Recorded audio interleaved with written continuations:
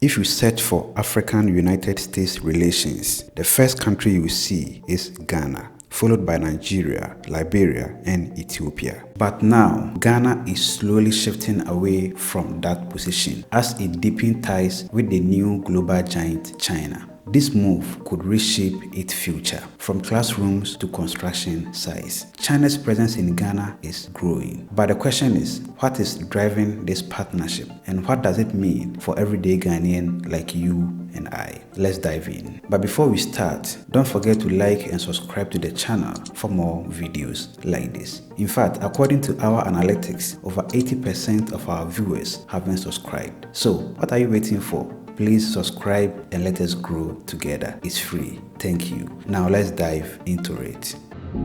It starts in the classrooms. The Ghana Education Service just announced a big change. Chinese is now part of school curriculum, just like French. But with Mandarin, the goal is to prepare students for a globalized world and open doors for Chinese booming economy. Emmanuel Esuman, Ghana's Central Regional Education Director, says this isn't just about language, but rather students can now win scholarship to study in China, compete in global contests like the Chinese Bridge, or even work for Chinese companies. And guess who is helping? The Confucius Institute, China's cultural outreach program based at the University of Cape Coast. Critics are asking, is Ghana trading cultural influence for opportunity?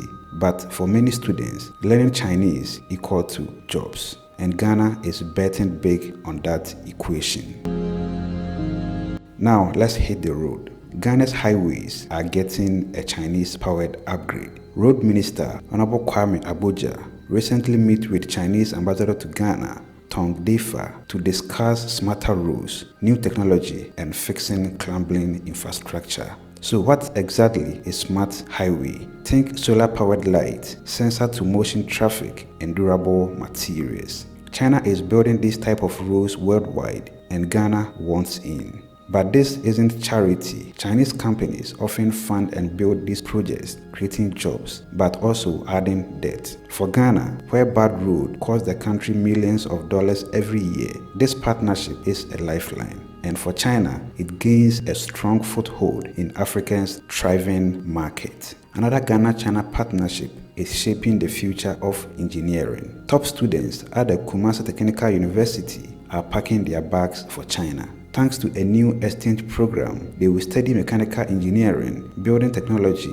and artificial intelligence at Chinese universities. So why is Ghana going all out with China? Let's break it down. Ghana has resources, China has cash and technology. So it is a classic exchange. But there is more. China plans to invest over $60 billion in Africa by the year 2030. So for Ghana, that means roads, schools, and jobs. For China, this means access to market, political influence, and resources. But not everyone is cheering. Critics call it debt trap diplomacy, citing examples like Zambia, which has struggled under Chinese loans. Ghana insists it's being careful, but with Chinese language in schools, infrastructure projects, and scholarships, the bond between the two nations is tightening. Ghana is playing the long game. Teach kids Chinese, build highways, train engineers, all to become a West African hub. But partnership this big comes with risk. Will Ghana grow on its own terms or become too reliant on superpower? Let's listen to this short conversation from President Mahama and the Chinese ambassador to Ghana. Ghana's relationship with China is historical, because Ghana was the first sub-Saharan African country to establish diplomatic relations with China. And that was during the period of our first president, President Nkrumah. Afterwards, there were coup d'etats and there was a slight dip in terms of our relationship. But in the last decades, we've had a very wonderful cooperation with China, and we hope to continue to keep that up. I myself met with President Xi when he was vice president. I was also vice president, and he invited me twice to China when he was vice president, and then again we met in South Africa during the FOCAC, and that was before I left office.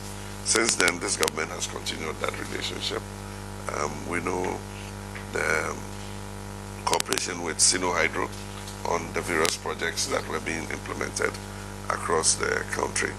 Unfortunately, the debt default has affected Ghana's credit rating in terms of our economy. And so we're looking to focus and bring Ghana back up in terms of economic growth, in terms of stabilizing the currency, in terms of bringing down inflation. And this is the time Ghana needs to work even closer with its partners, including China. And so as early as possible, once we get the transition out of the way, it is our hope that we'll be able to constitute a delegation to begin engaging with China on the issues of our technical cooperation and how Ghana can continue to benefit from the FOCAC disbursement and also from the Belt and Road Initiative. Ghana has always upheld the One China policy, and you can inform Mr. President that our new administration continues to believe in the One China policy. And that is all for today's episode. Let us know your thoughts and suggestions on this in the comment section below. My name is Sheriff Haruna. Thank you very much for watching. Have a joyful life and see you in the next one. Macrao.